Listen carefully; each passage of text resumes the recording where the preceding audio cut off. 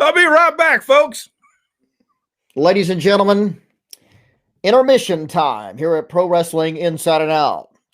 You can visit the concession stand or your refrigerator, whichever you prefer. Restrooms are located outside. And remember, no smoking inside the arena, smoking outside only. Thank you very much. Jack, what did you think about our interview? I thought it was good. I thought I think I would. I'm going to try to get that book. Excellent. Well, once we need to get copies and then actually read through it and get some questions, because I think that's what we were missing.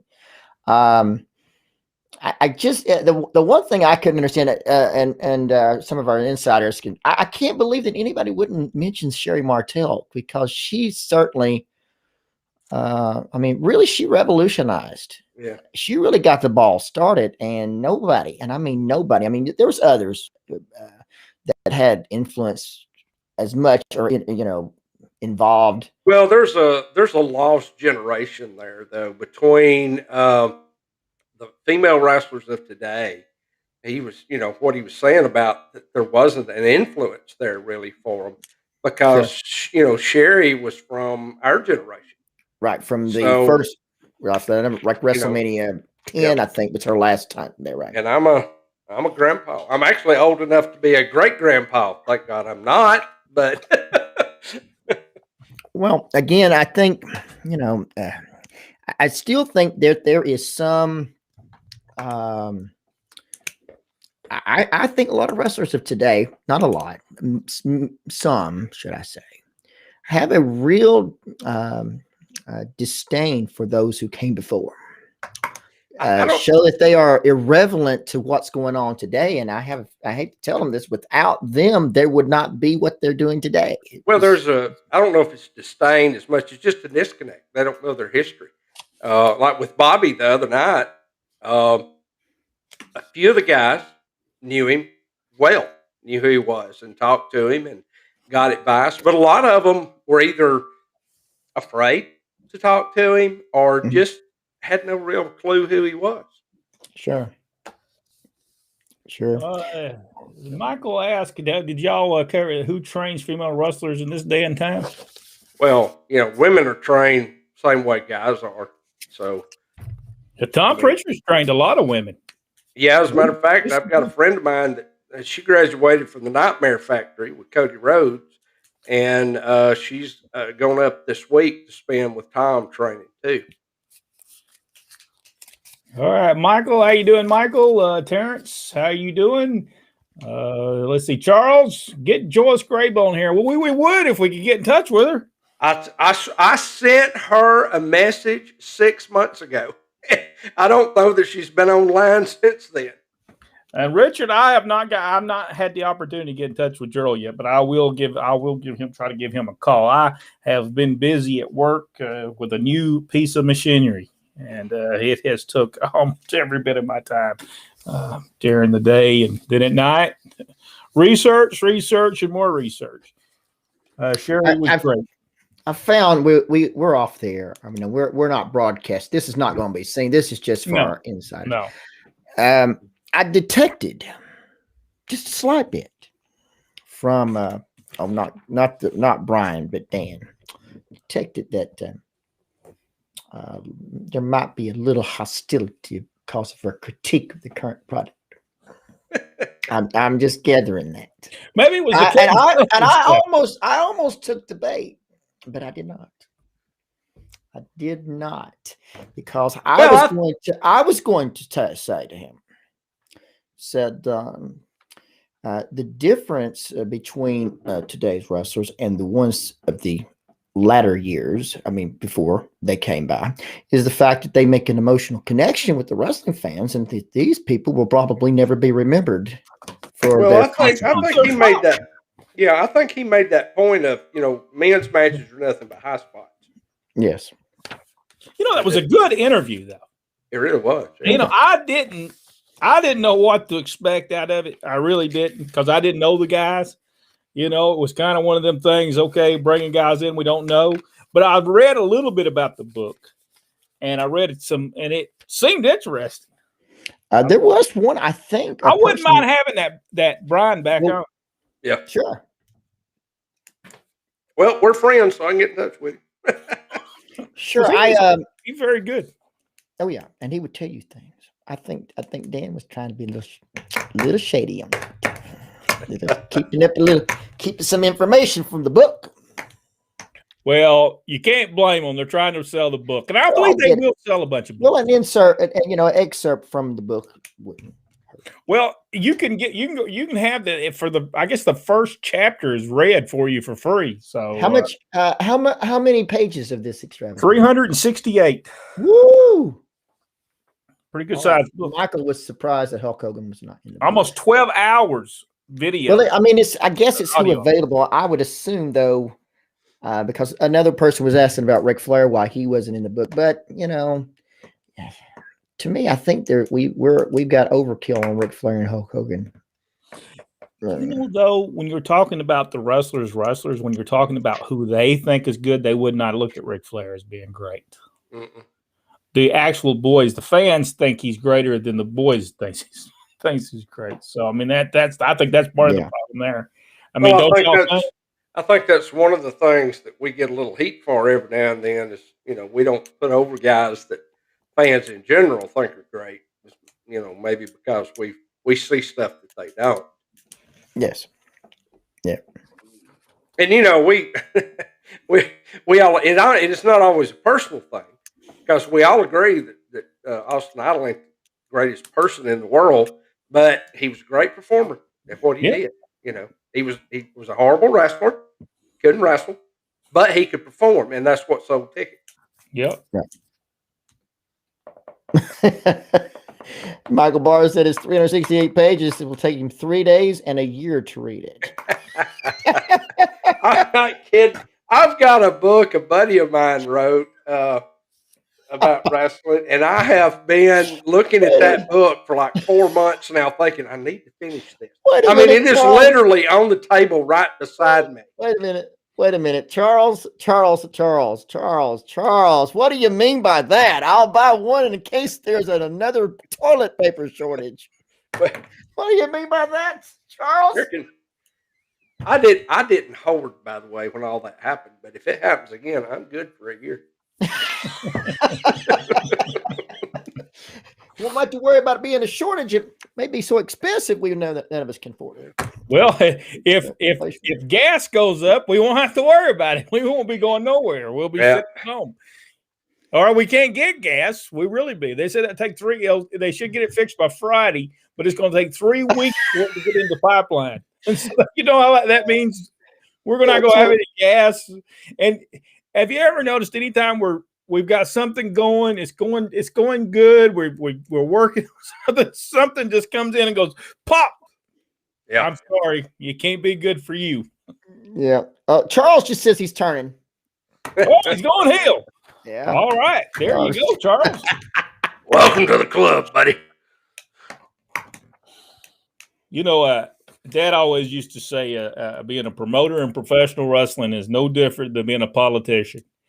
And, he learned that. I think he learned that a lot from Jim Barnett, that you had to be a politician. And Dad, we'd always tell Dad, well, are you getting ready to run for office? Because he was so good at the political aspects of it. And that's the reason I don't think Ole Anderson was as successful owning a wrestling company, because he had no clue. He had no clue the political stuff he had to do to make people happy. So it's he didn't know you had to pay some people to keep them happy. He didn't realize that. And that was where the money was going. Some of the money that Ole said was gone and they didn't know where it was at. Yeah, it was over here with the mayor's office. And when you talk to them and say, hey, where'd you get that Rolex at? Oh, my good friend Jim Barnett bought that for me. He didn't understand why you had to do that. And that's the reason Ole wasn't successful. He was successful as a booker, but he wasn't successful as owner because he didn't understand what he had to do. Was there any clean politics? No. I'm going to tell you, I have been politically involved since I was a kid. I mean, I have always loved politics, but there's always been some underhanded stuff with everybody. I don't care how good of a person they were. There's still underhanded stuff. It's just the way it's made. It's the way it's laid out. If you're going to get somewhere, you're going to have to do a little bit. This is true. All right, y'all ready to do the first history of the ladder match? Oh yes, I have to pull that up. Excuse me. You'll have to do that because I don't have anything. Hold on. Did I not send it to you? I know. I actually do it. You me send it to you real quick, Jack. Your name is. Hold on. Oh, here it is. It's on a different link. Yeah, I said I didn't send it the first time. I don't think I had it done, to be honest with you. Okay, give me a. All right, I'm good to go. All right. Let me. I guess it'd be helpful if I open mine up. Wait a minute, Terrence Hardy. Wait a minute. Terrence Hardy is he's saying that Ole must be hot stuff. His book is going for $600 on Amazon. What? Yeah, it's hard to find copies. Man, don't look. No, I don't have one. Sell that book for $600. We could use that. No, I can wait. If we wait a little longer, we can get it for $1,000. No, but it's because I believe what's happening. A lot of what Ole has been saying. For him to be grumpy is what everybody says. It's true. And everybody's beginning to realize it's true what he was talking about. Oh, yeah. That book tells the truth. He doesn't, except for Dad making all that money he made, because he didn't make that much money. Yeah, he didn't. Now, Ole has gotten to where now, even the last couple of years when he would speak, he got things so messed up. He was not there when Bruiser Brody was there, but he'll talk like he was there, and he wasn't even working there at the time. He was in the Carolinas. If that wasn't a part of the time he actually quit, was in Minnesota. Quit completely from the wrestling business, but because he wasn't booking at the time, Buck Robley was. And so he said he got fired because he put some kind of, I don't know, light bulb or something in his mouth. Now, why would you get fired for that? But I don't even know why he got fired really for what he did. I don't know why, because it was taped in the mornings. If you didn't want it to make it air, then why in the world did you show it? Yeah. And sorry, I didn't mean to get so what Charles Belfast was asking how much is an autographed copies going for? Charles, I'm thinking you must have an autographed copy of Ole Anderson's book. Is ours autographed, Brett? I don't think I got Ole to do that. I do not believe I did. Richard was saying that Ole took a break in 1970. Yeah, I think he also took a break and sometime in the 1980s. He actually went and bought him a Christmas tree for him at some point in the 80s, and then by the late 80s and early 90s, that spotted owl come along and he lost all kinds of money on it. Yeah. He said, I can't believe a spotted owl has broke me and lost all this money. I can't even set Christmas trees. Now tell me how many owls live in a Christmas tree. It only takes one. Evidently so. Let's see. These books and all those old wrestlers are definitely missed. What a story they could all tell. Yeah, really, they do a thing, and I think this would be so good to do. Have you ever seen the arts and television's arts and sciences where they do all these interviews with like Larry Hagman and it's a whole series and they do it within a couple of years. They did that with Larry Hagman, and just think of the stuff he said. If they did not talk to him, that all that stuff would be lost of him actually. They said he said many times when he was drinking on that was actually stuff in there. It wasn't just water. He said he was half lit half the time when he was doing that show. Says, all right, let's go. History of the ladder. About Dallas, or we're talking about I Dream of Jeannie? Both, I believe. I think he was a drinker. That's the reason he had to have his liver took care of there. All right, going in 5, 4, 3, 2, 1. Hello, everyone, and welcome to Pro Wrestling Inside Out. We're going to look at the history of the ladder match. Some people would say the ladder match was designed maybe in the 1990s. But no, Jack's going to tell us where it started. Stampede Wrestling, 1972. Dan Crawford versus Tor Kamada. The first first ladder match in history actually took place in 1972 in Canada with Stu Hart's Stampede Wrestling. One of Stampede's wrestlers, Dan Crawford, was a fledgling star looking to find a more prominent place on Hart's roster.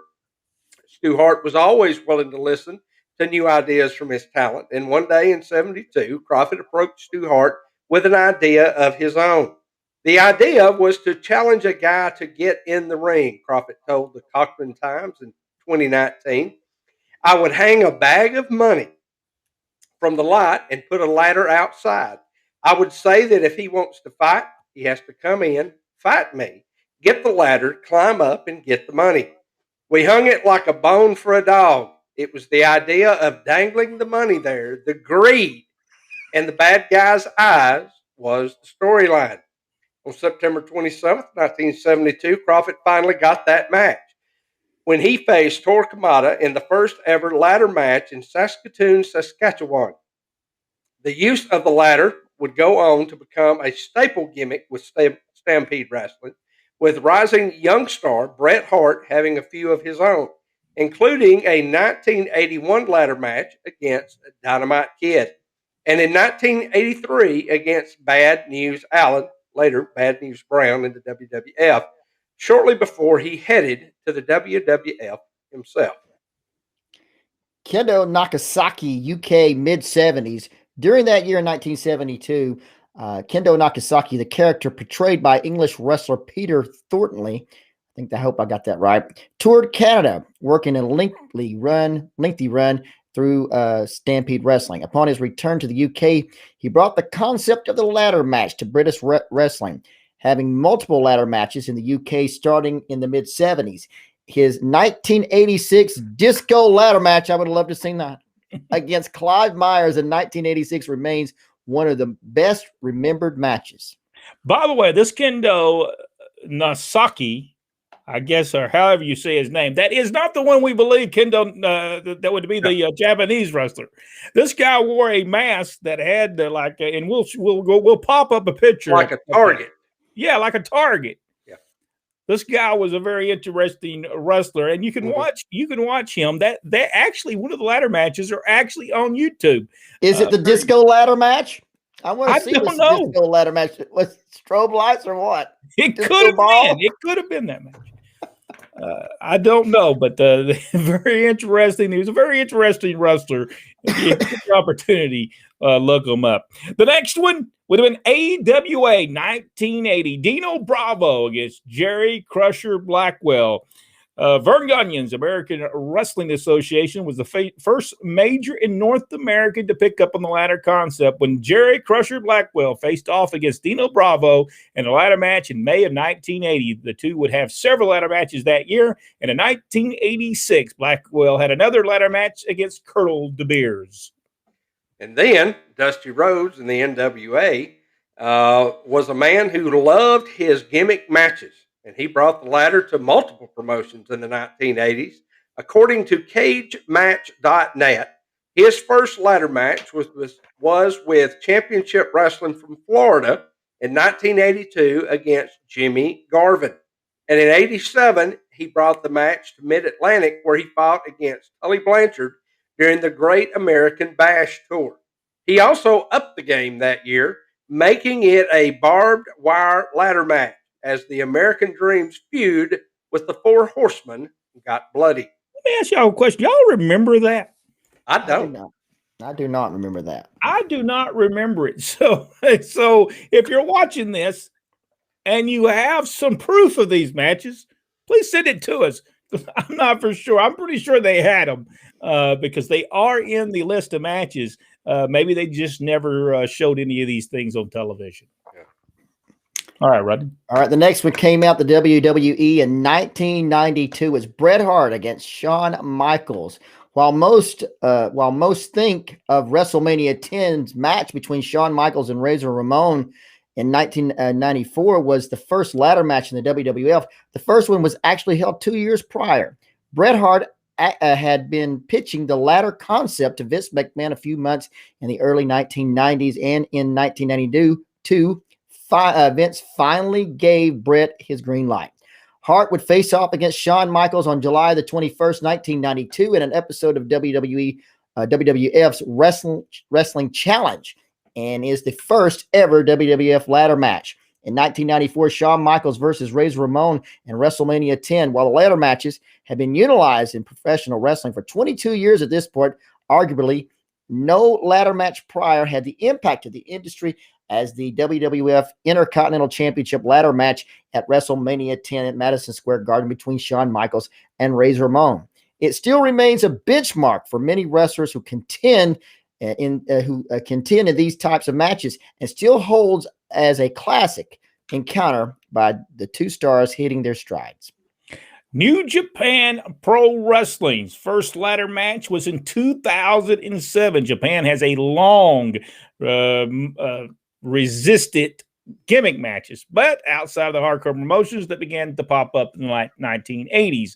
It was International Wrestling Association of Japan that brought the ladder match to Japan in 1995 in a match between Soji Nakamaki and the Crop Keeper. You know, wait a minute now. Didn't that say? Oh, it said New Japan Pro Wrestling's first ladder match was 2007.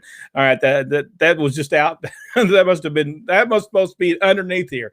But anyway, 1995. They had one on IWA. New Japan Pro Wrestling would have its first ladder match in 2007, and a triple threat between Manabu Nakakishi. Well, I'm just going to kill these names. And Hiroshi Tanahashi. All right. Versus Toru. Is that how you say that? Mm-hmm. At New Japan Pro Wrestling's WrestleLand on May 1st, although it wouldn't become normal in the company. They would have another ladder match in June of 2016 with Michael England defeating Kenny Omega for the IWGP Intercontinental Championship at New Japan Pro Wrestling Dominion in a ladder match. Okay. In 2005, at WrestleMania 21 in Los Angeles, WWE held its first Money in the Bank match featuring Edge, Chris Benoit, Chris Jericho, Shelton Benjamin, Kane, and Christian. The new concept ladder match was won by Edge. Today, the ladder match has become a staple of professional wrestling, used across the board from smaller promotions up to majors like WWE, AEW, Impact, Ring of Honor, and more. And it all began when a rising star in Stampede Wrestling was trying to find a way to help his own career and help a struggling Stampede Wrestling find a new audience. Very interesting about the ladder match. I'm not a big fan of the ladder match. You know, maybe it's done too often now. But when you go back and look at the most famous one, Razor Ramon and Shawn Michaels, you have to go back and watch that match and know that it was put together very, very good. Have both of y'all watched this? Yes, I think we watched that whole show. Yes, very good match, and they put it together so good. The ladder match. That's the history of the ladder match. If you enjoyed this video, give us the big thumbs up. Subscribe to the page if you haven't already. Over 300 videos available for you to watch. And hit that notification bell. That's easy for me to remember and say. And share the video. Until the next video, on behalf of Rodney West, Jack Lord, I'm Brent West. And we'll see you again right here on Pro Wrestling Inside Now.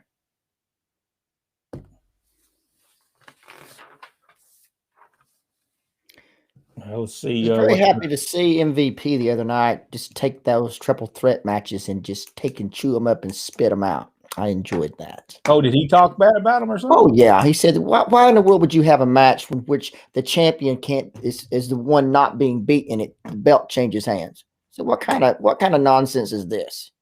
He said that's the way they stole the United States Championship from him in the first place. I thought Richard, JYD and Jake the Snake did a ladder match.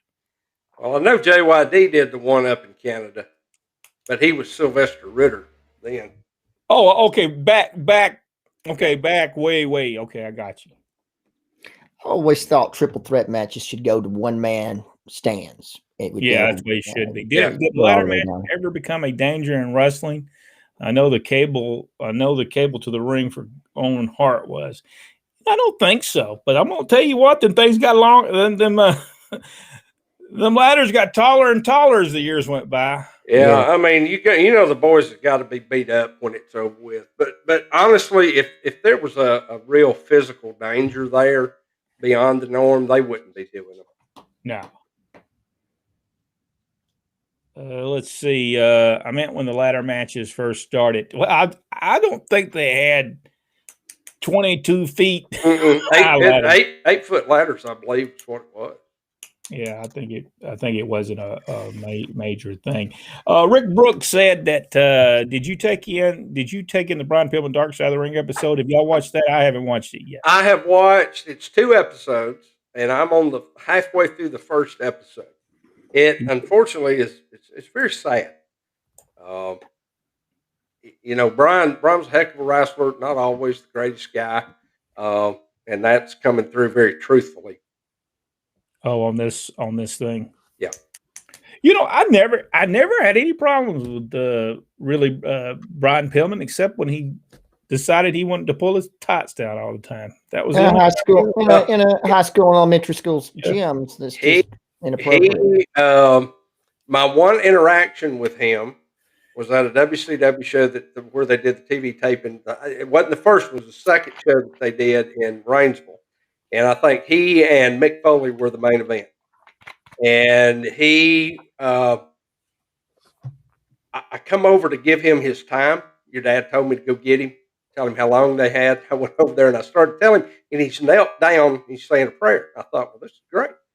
And he stands up, and I said, okay, Brian, Ron sent me. He wants you to go, whatever it was, and just do the finish you've already got. And he started cussing like, wow. And I'm like, well, that prayer didn't make it through the ceiling, buddy.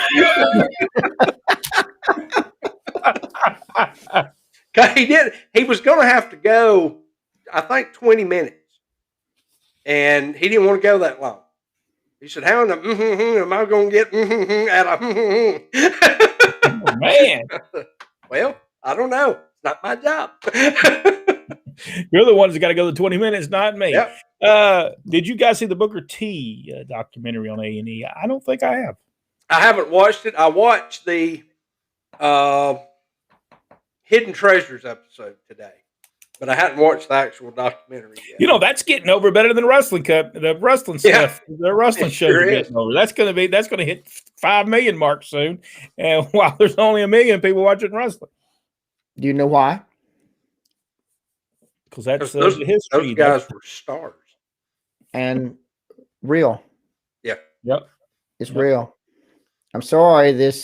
What they're selling. I think we talked about it before. Everybody goes off script. Oh, it's big news.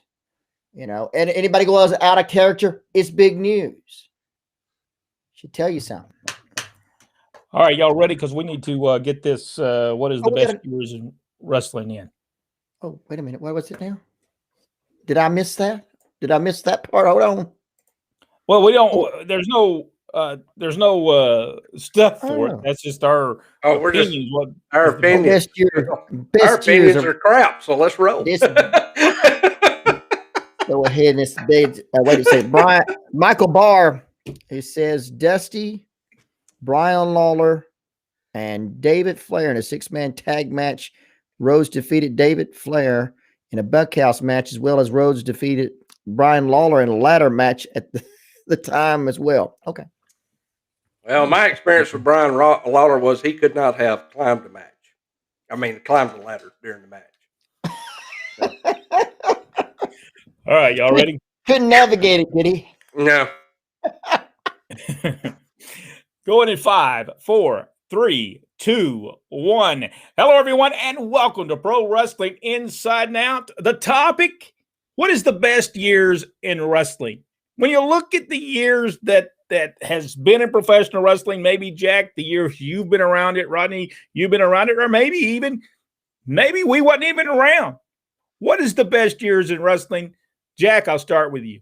Well, personally for me was my first real interaction with the industry started in 1975. I mean, I had watched it before, of course, all my life, but at 16, I became involved for the first time. And then when I joined the Army and wound up being stationed in Columbus, Georgia at Fort Benning, to me, that was the greatest wrestling I had ever seen in my life. With, the first card I seen was main evented by the Masked Superstar and Wrestling 2 in a cage match. And it never, even the bad matches then were still great. I mean, to me, that was the era that hooked me. It was when the Freebirds came to Georgia. It was just a time of magic to me. So that is my favorite.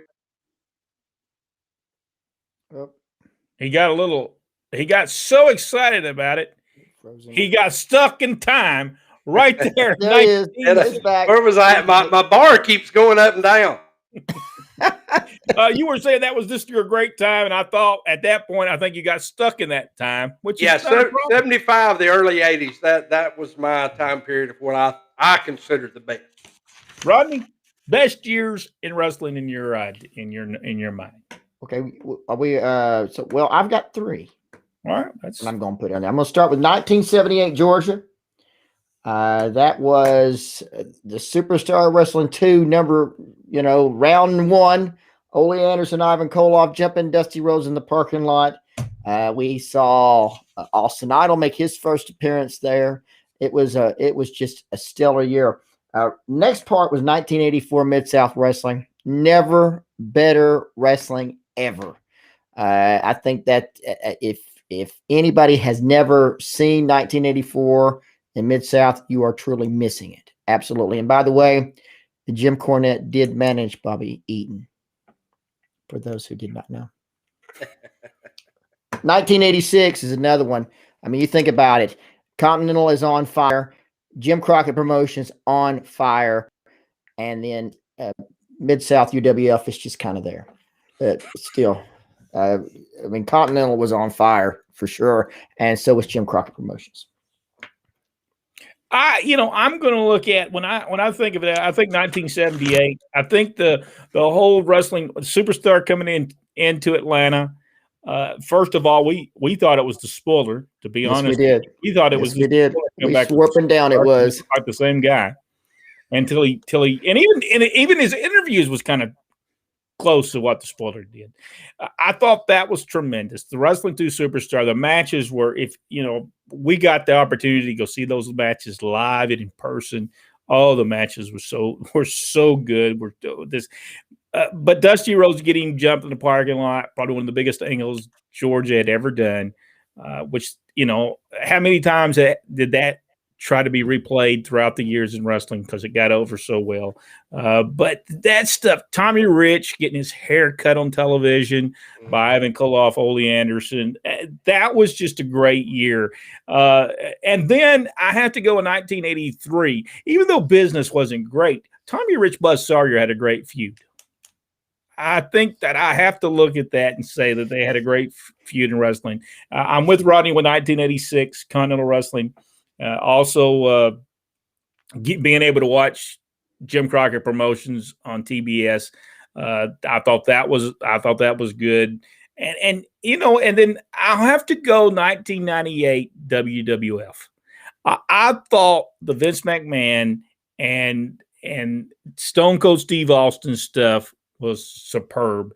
And I always loved The Rock. I always thought he was tremendous at what he did. So I'll have to go. I think it was from 1998 to 2000. And then after that, it just went downhill very quickly. But I thought that was 2 good years. Charles Bellflower said he believed 1967 to 1983 was the good years. So evidently Charles must have went downhill after that. But there was some good, to me, there was some good years after that. But 1990 on, except for that, just that 2 years. Well, according to where you were, like I never got to see Mid-South Wrestling. Yeah. So, till they became UWF before I could actually pick them up on the big dish that I had, that took up like 5 acres in my 2-acre yard. So. Terrence Hardy said 1975 to 1985. So he's got a 10-year deal there. I'll there tell was you that bad years in Georgia Championship Wrestling, by the way. that 76, 77, awesome years in Georgia. You had Ole and Gene against Thunderbolt Patterson and Bill Watts at the time. It was just awesome. Just awesome. You had the Spoiler in Wrestling 2. You had Dick Slater in 77 in Wrestling 2. It was some really good wrestling then. Yeah, now the Dick Slater Wrestling 2 matches I thought were better than the Wrestling 2 Superstar matches. They'll still go down as the top matches of the really Dick Slater and Wrestling 2 top matches I'd ever watched live. Those matches were so good. Richard Hood said his was the best years of wrestling was the 1970s to the early 80s. I like the 70s really much better than I like the 80s. I thought wrestling kind of took a turn in the 80s. Did it look to me, and I may be speaking out of turn, but it looked to me by the 80s they got desperate. The stars were not there anymore, and we're going to talk more about that in another episode. Michael Barr said that I watched when I was a child. Mom and Dad watched it way back in the 70s, and I kept quiet as they watched. To me, the late 70s, all the 80s territory wrestling, and then to the early mid 90s.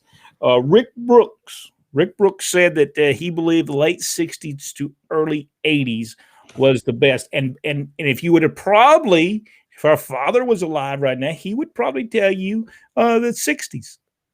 He would probably tell you the 60s was a good time because the Fargos was huge in the 1960s. And that was his people that he connected to. You can learn a lot from the wrestling's past of how people connected with people. And I'm not saying that people don't connect with people now. They do. There's just not enough wrestling fans anymore to. Let's see. You messed with Dusty. I was ready to fight. And not everybody did. It was very strange because Dusty had headlined the last few Omni shows in Atlanta for weeks after the parking lot incident. So Dusty was completely off the card, and the main event at the Omni was Wrestling 2 against the Superstar, and everybody was quite delighted with the house that night.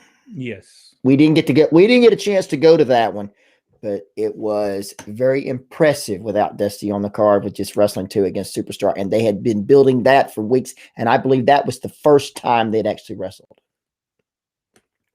Michael Barr asked this question: what years did wrestling stop losing its ratings, or just not as interesting as the early years? I don't think wrestling really stopped losing ratings until the 90s. I think that was when it happened. Even what happened to the territories, it did have really nothing to do with the actual wrestling. It had to do with television stations. And a lot of people blame Vince McMahon, but it wasn't Vince McMahon that was the problem. It was the infomercial. That was the problem. They wanted to, these people were paying fortune for these infomercials. Yep. And so your show could get canceled because the Veg-O-Matic was paying $1,000 for that time slot because they could sell that many. And it wasn't Vince; it was just what happened in that. So I know in the region where I live, cable television wasn't really a thing until the 90s. Yeah, we started getting installed. But once you got that option in there, and you went from 4 channel sources, your 3 networks and PBS. And all of a sudden you get 40 or 50 choices, wrestling kind of took a back seat, from that point forward. And I don't know that it ever, I don't know that it just, that the popularity waned per se as much as there were so many other choices. And that's what that's what we look at today. Raw's drawing 1.8 millions and the network is tickled to death over that, Steve. I mean, We think it's appalling. And, in a lot of ways it is, but, they're even out there with all the other programs that are on the top rated programs on Monday night. So, there's just too many choices out there. Yeah, Michael, you can watch. Now it's time for me. Everything. And now it's time for me to clean this up right here. Okay, go right ahead. I'm gonna clean this up now. Cleaner. Somebody's got that gimmick, and I won't mention his name, but you go. Ratings started to drop when Vince McMahon bought WCW. For whatever reason, it just lost right then. Right. You can pinpoint that moment. It's when those ratings started to dip. That it was the beginning of the end. I mean, millions of fans left and never came back. I don't know where they went, but they never returned. When WCW left, the theory was that Vince was going to pick up all those millions of people, and he didn't. No, they just quit watching. It's amazing. That's absolutely amazing. And I'm just wondering what would have happened if he was able to negotiate the deal with TNT and TBS and try to keep that going. I wonder if it would have changed things. Well, it had to be better than AEW is doing now, folks. Well, am I right? Would you not pinpoint that the slow creeping decline from that moment where Vince brought out Vince had anyone to compete against? And they talk about today AEW and Vince. AEW is not even a. It's not even. Well, here's AEW was barely. I think they may have cracked 1 million views one time when they were going head to head with NXT. But NXT left. NXT was drawing 700,000. Yeah. Okay. AEW was, 8.9, 9.1, somewhere in there. Well, now that they moved nights, they did a 1.2. Okay. But that's still 500,000 people that did not switch over to AEW. Yeah. They just decided, well, we're just go to Tuesday nights and watch. And their numbers are staying consistent on Tuesday nights. So they didn't lose their audience. And AEW didn't pick up, but just a few. Wow. You're a WWE fan, you're a WWE fan. You're loyal to their product. And that happened to the territories as well. They, for years, they were loyal to Southeastern Championship Wrestling, loyal to Continental Championship Wrestling, and for years that did take place. The only thing that changed Continental was when Hulk Hogan came to town. That was always the deciding factor. So when folks say that Hulk Hogan didn't draw money, Hulk Hogan was the only person that could be brought in to the territories, and he would sell the place out. Yep. And he didn't even have to wrestle anybody. They just have to say he's going to make a special appearance. That was the thing. All right, if you enjoyed this video, I know we got off what is the best years of wrestling. We got off that a little bit. Aaron wants to chime in just real quick. Oh, Aaron said, I really enjoyed the 70s, 80s. It was great then. I thought it was up to Starrcade 93. If you enjoyed this video, even though we got off of what's the best years in wrestling to some other things, give us the big thumbs up. Subscribe to the page if you haven't already. Go one step further, hit that notification bell, and share the video. Did I just say? Yeah, that's what I said. We'll see you in the next video. And maybe next time we'll stay on topic. Maybe. See you then. I doubt it. Let's see. Michael, you asked what year did Wrestling 2 go to Mid-South? I think it was 1979, wasn't it? Yes, he did. 1979, 1980. That's when they did the fake Wrestling 2 in Georgia. Mm-hmm. Yeah. Boy, I tell you what, he was mad over that. Mm-hmm. Didn't even talk it over with him.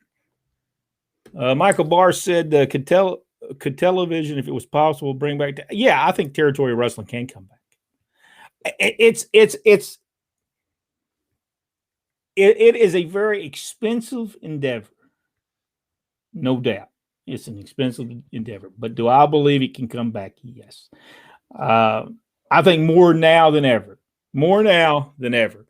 When Vince had such a control over, no. Because you had to compete against him. He's not as a big time promoter as he was. So I think territory wrestling can. But now, can it go back to every week? I don't think so. I don't think people have the money to go watch a wrestling match every week, especially the money you have to spend. I mean, back years ago, the tickets were $1 for kids. I think in Rome, Georgia, they were 50 cents. Might have been a quarter. Well, I mean, if you take and put it, you put your whatever you call it, the inflation rate on those tickets back then, and you do them today, we're still talking major bucks. If you compare it, yeah, the inflation rate. But it can be done. Russell South showed it can be done. Look at the crowd they had Saturday night. So yeah, it can be done. Their fans are there. The fans are there. Now, do they have that income to be able to go somewhere every week anymore? I don't know. I don't know that they do. I don't think they do. Two had the North American belt in Louisiana in 1979. Michael Barr said, "You're right, Brent. I would have liked to have seen Vince leave the WCW in his place and have the WWE both." Yeah. Well, if WCW had not got too big for their britches and tried to be direct competition, they'd probably still be here. Yeah. Yeah. You can't compete against Vince. You can't do it. He's been there too long. You're not going to defeat Vince McMahon. It's like shooting arrows at a tank. You can do all you want. You ain't gonna stop it. Right. No. And even when he passes along, you will not be able to. They're too far above everybody else. And that's the reason AEW should never try to compete against them. They should have done their own thing. They were more successful when they were the little outlaw wrestling group doing the shows occasionally than they are now on network television. They're having trouble. They're going with a big live crowd this week, and they can't sell the tickets. They're having a hard time pushing the tickets. What city are they doing? They're still filming in that wherever they've been at. I can't remember, but they're still in the same place. They don't leave there and start touring until July. Well, Michael, they are some channels you can watch wrestling 24/7, old school wrestling. They're out. Yeah, there's Fight TV. FITE is an app. They have tons of stuff. There's IW's Independent Wrestling. Anyway, they have, it's a subscription service, but it's not very expensive. And there's independent promotions from all over the world that's on that. So there's tons of stuff. He only paid $1 or $2 for Front Row in the late 60s. But I don't know how you do inflation, but it'd probably be $20 a day. I'm gonna put it in my inflation calculator right now, even as we speak. I mean, I'm not for sure, but I would think it would be. I remember paying either $4.50 or $5 for tickets in Columbus in the late 70s. Yes, and those didn't change. I thought I was able to do something over here, but the sound never came out of our computer. But now we charge, like at Wrestle South, our seats I think are cheaper than most, and we were $10 and $15, and nobody batted an eye at paying for it. Well, in 1960, well, you have to, yeah. Sure. In 1960, $1 of today's money would be $8.95. It's almost 800% inflation. How much was it going to be? In 1960, $1 in today's money would be $8.95, almost 800% inflation. Right. Wow. Unfortunately, inflation has went further than people's pay. That's the problem today in today's time. All right, guys, we appreciate it. Tomorrow night, as always, I did not bring that information with me. Rodney, you got that information? What we're doing tomorrow night? We're going to talk about what we kind of really bounced off of what we were talking about tonight, we started on we're talking about, and we're going to talk about when in about the end of the 80s, 90s, wrestling shifted. The pendulum swung from the promoters to the wrestlers, and we're going to talk about what influence and what that did to the wrestling industry in general when that pendulum swung into the wrestlers' court. Then also, what are we talking about after during this time?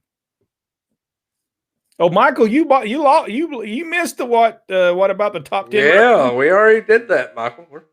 We mentioned you. I'm just kidding. We did. All right, what are we talking about tomorrow night after this? I can't remember.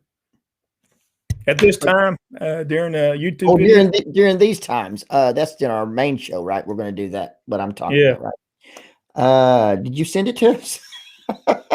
Yes. Tomorrow night, Rodney's show idea: the change between promoters making all the decisions and when the wrestlers started making their own decisions. And then we're also going to do recorded videos, the breakdown of booking, or what they call writing today. And then also the next subject is promoting a wrestling product today and how it was done years ago. Okay. All right. Michael, that will start at 7. Of course, you guys already know because you're insiders, but I didn't forget to plug it this time. You ever notice when we do a lot of interviews, we forget all about that. Yeah. And I'm gonna tell you, we're trying to get to where at least I'll just tell you our quarter profits come in, and we made so much that all of us can get us Coca-Cola. Coke. I got a Diet Coke because I'm on that. Richard said, "Do you think there should be a union in wrestling?" No, I don't think so. It would be great, but that's not the way the industry works. It would just, you wouldn't survive that way. Promoters couldn't make it. The whole reason wrestling survives is new faces coming in and out. That's just the nature of the business. And if you're in a union and they're forcing you to keep guys that aren't drawing you money, you won't last. The business would end. Yeah, I don't. And it would drive the cost to such an event that only the very high. Yeah. We have a plant here in town that shut down after 70 years. I won't mention the name, but they had a union and they were. It's great if you were an employee there because you made a tremendous amount of money, but it just got to the point where the company was not making enough profit to justify paying everybody that much. So they just shut it down and consolidated everything into another plant. Yeah, and the only people that would be left running wrestling at that point with the union will be the guys, Vince McMahon, and with the multimillionaires. That's the only ones that'll be running. Yep. All right. Oh, Michael Rodney, before you were so really interrupted, you were saying? Well, we started at 7 o'clock tonight, Michael, with that first at the 7 o'clock with the referees. Yeah. Thing. So will we be starting tomorrow night as well at 7 o'clock, Brent?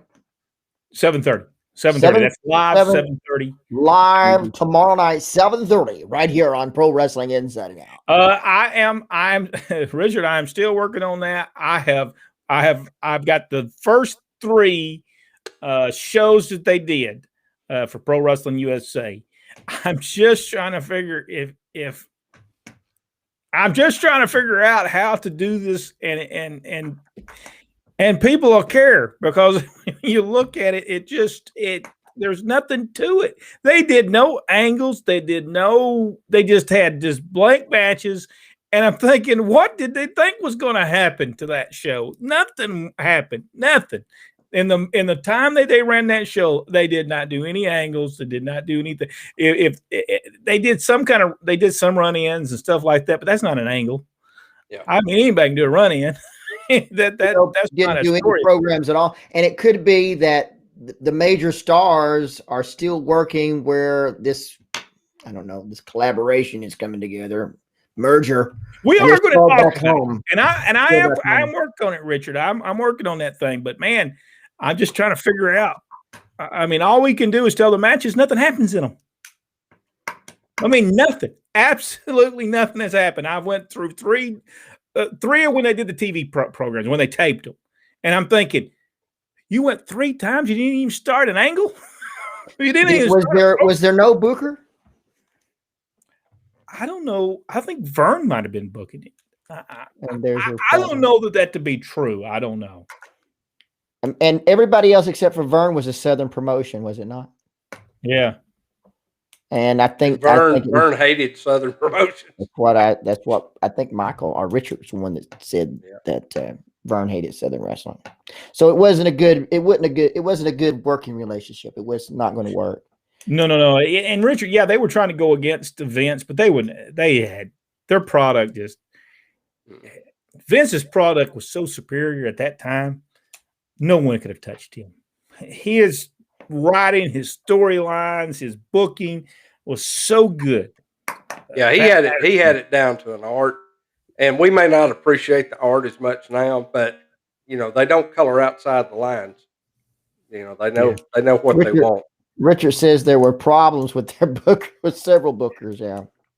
Well, we need to, maybe Richard, we just touched on, maybe that's what we need to talk about. The problems that happen, and maybe even talk about, so maybe I've got a thought process now of where we can go with this. So maybe that's what we talk about. The problem without a centralized, to me, we can talk about that, but without a centralized booker, and of course, Dusty's one of the prime examples of a person with a vision of how to go about it. When you got people, throwing the dice and let's see if we get to anything, or throwing a dartboard, it doesn't work. It just doesn't work. And Michael Barr says Southern promotions were some of the best. I agree. All right. Well, we're going to have to get off here. We're a little, but we came in a little late as well, though, didn't we? We came in a little late, so. Let's talk about the best and worst bookers. We can do that. We can talk about the best and worst bookers. Now, Michael, are you going to handle all the telephone calls we're going to get from some of those wrestlers and those people? Because we'll go get some.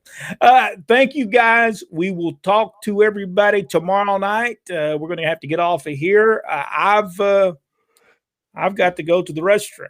And already went once, but I drank coffee. Once you start announcing your restroom break sprint, it's pretty much over. Yeah, that's pretty well. That's the end of it. Thank you. Somebody has to go to the amusement park, and by the way, instead of just saying "I'll be right back," hey, I've got to go to the restroom. Well, it's time to go home. Yeah. You reach a certain age where you just don't care. That's true. That's true. Thank everybody. We'll see everybody tomorrow night, and we certainly do appreciate.